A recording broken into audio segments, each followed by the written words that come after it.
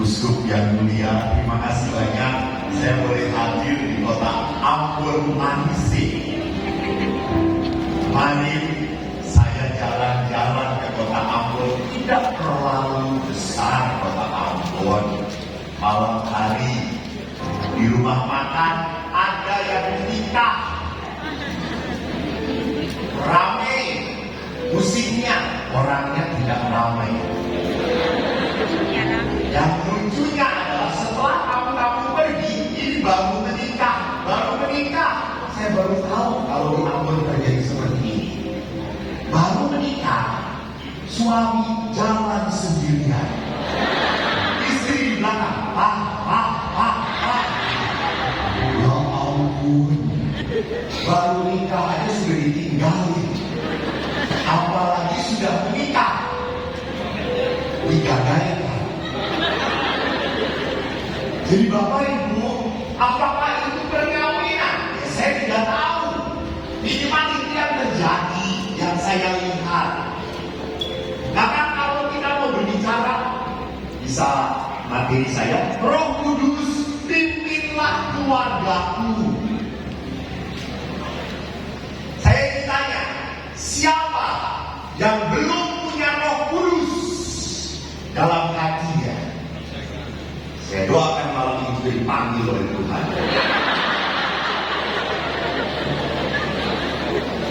Kita itu sudah punya Roh Kudus, sudah.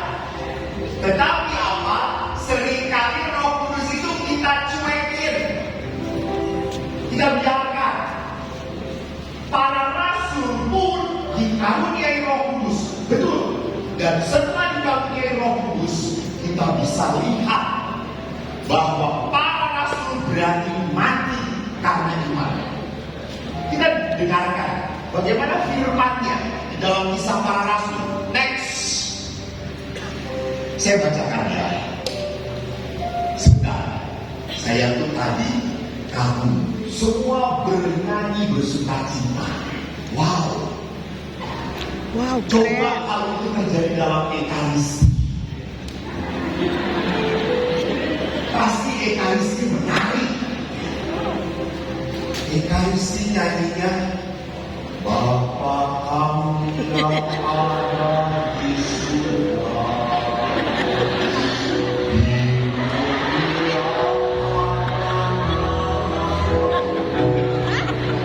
kopinya datang.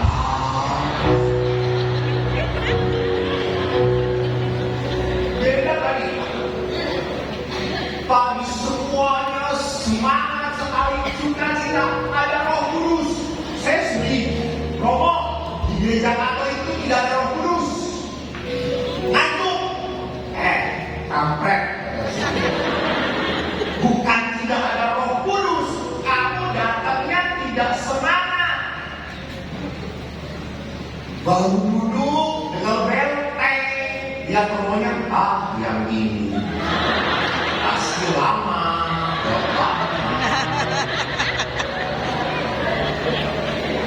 Kok tahu? Jadi bagaimana orang bisa berjumpa Tuhan, bisa dimasuki Roh Kudus, kalau mau mulai misa saja sudah menggerutu. Gak bisa Roh Kudus hidup. Roh Kudus itu harus diterima dengan hati yang siap. Lihat para rasul juga bagaimana menerima Roh Kudus. Saya bacakan. Kembalilah rasul-rasul itu ke Yerusalem dari bukit yang disebut Bukit Zaitun, yang hanya seperjalanan Sabat jauhnya dari Yerusalem. Setelah mereka tiba di kota, naiklah mereka ke ruang atas, tempat mereka menumpang. Mereka itu ialah Petrus dan Yohanes, Yakobus dan Andreas, Filipus dan Thomas, Bartolomeus dan Matius, Yakobus bin Alfeus dan Simon orang Selot, dan Judas bin Yakobus. Mereka semua bertekun dengan sehati dalam doa bersama-sama dengan beberapa perempuan serta Maria ibu Yesus dan dengan saudara-saudara Yesus. Next, ketika tiba hari Pentakosta, semua orang percaya berkumpul di satu tempat. Tiba tiba-tiba turunlah dari langit suatu bunyi seperti tiupan angin keras yang memenuhi seluruh rumah di mana mereka duduk. Dan tampaklah kepada mereka lidah-lidah seperti nyala api yang bertebaran dan hinggap pada mereka masing-masing. Maka penuhlah mereka dengan Roh Kudus. Lalu mereka mulai berkata-kata dalam bahasa-bahasa lain seperti yang diberikan oleh Roh itu kepada mereka untuk mengatakan. Next, lihat. Peristiwa Pentakosta diawali oleh janji Yesus. Yesus berkata apa? Kamu harus tinggal dalam kota. Diam. Nanti kamu akan dilengkapi oleh kuasa Tuhan yang maha tinggi. Jadi lihat, Roh Kudus itu hanya bisa diterima oleh orang yang mau tinggal, diam, dan berdoa. Pertanyaan saya, waktu kita berdoa, kita yang banyak ngomong atau Tuhan yang banyak ngomong? Kita yang banyak ngomong. Kita tidak memberi waktu Tuhan ngomong. Tuhan, ini loh permohonan saya. Jangan lupa. Amin. Tuhan baru ngomong, udah pergi. Si tuyul ini. Kita tidak pernah sempat membiarkan Tuhan bicara pada kita. Kita terlalu sibuk dengan apa? Yang kita minta, yang kita mau. Kita tidak pernah mau tahu apa yang Tuhan mau. Karena itu yang lebih penting, bukan mau saya, mau Tuhan. Maka para rasul diam supaya apa? Supaya mereka tahu apa yang Tuhan mau. Dan mereka tidak sanggup kalau tidak ada Roh Kudus hadir dalam diri mereka. Next, maka lihat simbolnya. Roh Kudus bersimbol api. Api itu lambang penyucian, membakar dan mengobarkan hati menjadi bara. Jadi lihat, kalau orang sudah disengat Roh Kudus harus jadi terang dan menghangatkan. Terang itu berarti apa? Membawa kebenaran. Menghangatkan itu berarti apa? Berarti orang itu menyenangkan untuk diajak bergaul. Kan kadang-kadang kita ketemu orang, baru ketemu saja langsung ngomong penderitaannya. Saya itu ketemu Jim. Anda tahu Jim? Jim itu nenek tua. Dia datang, Romo, aduh saya sudah tua. Saya katakan, emang sakit semua Romo, kepala cekot-cekot, perut senang-senut. Namanya orang tua sudah tidak jelas. Suatu hari datang lagi ke pasturan, tapi saya senang. Walaupun dia selalu mengeluh, setelah mengeluh selalu ngasih amplop pada saya. Jadi gak apa-apa lah, saya dengerin. Yang penting amplopnya ngalir. Suatu hari datanglah si orang ini.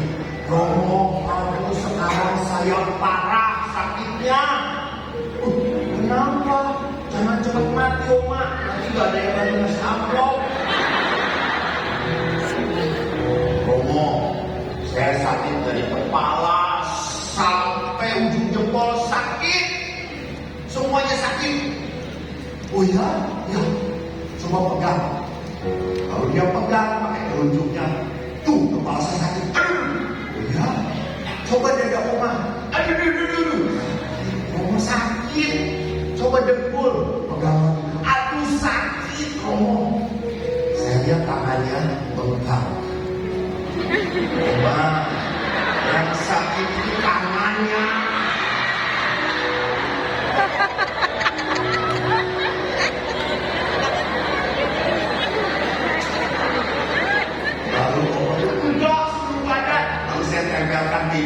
sakit nggak? Sakit Romo. Nah, namanya orang tua. Jadi apa yang saya mau perlihatkan, orang itu apakah datang membawa kehangatan atau selalu membawa beban? Sedikit-sedikit datang ke persekutuan doa, utang dong. Utang dong. Saya yakin orang seperti ini selalu dihindari. Kalau dia datang, dia datang. Awas, jangan mendekati. Baru dia datang. Utang, pasti utang. Tetapi orang yang membawa kehangatan datang selalu ditunggu membawa sukacita. Itu adalah orang yang diberi roh. Next, maka lihat di sini, Roh Kudus dalam surat Rasul Paulus kepada jemaat di Roma dikatakan, kasih Allah dicurahkan dalam hati kita oleh Roh yang telah dikaruniakan kepada kita. Bapak Ibu, kita hanya bisa baik kalau ada Roh Kudus. Dan kalau Roh Kudus itu didengarkan, contoh ya. Nanti kan ada kolektor 5.000 atau 50.000. Nah itu Roh Kudus. Anda kalau memberi aku 50 atau 5.000 dan Anda kasih 5.000, Anda dituntun oleh Roh kebinasaan.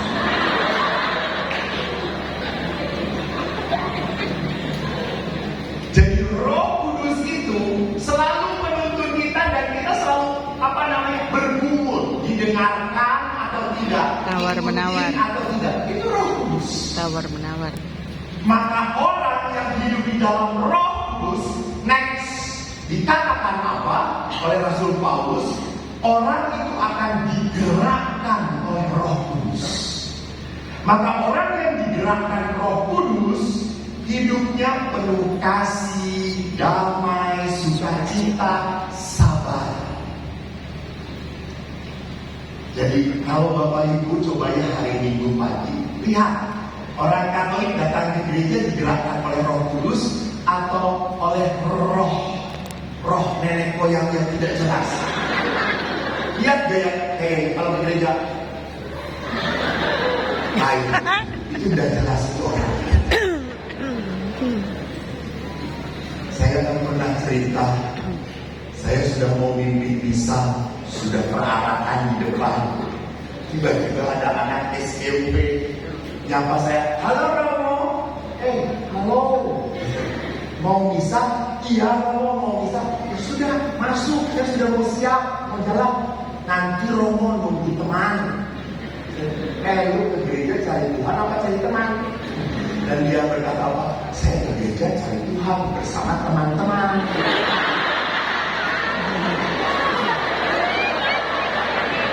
Lihat ibunya tepuk tangan.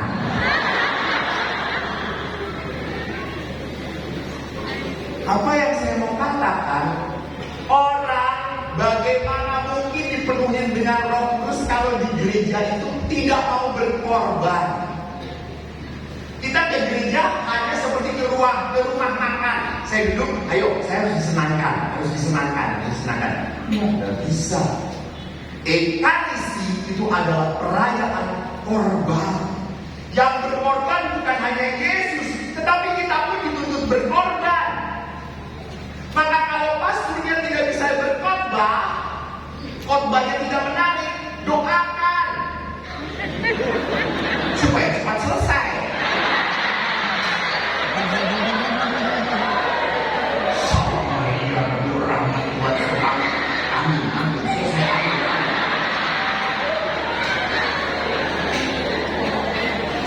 Jangan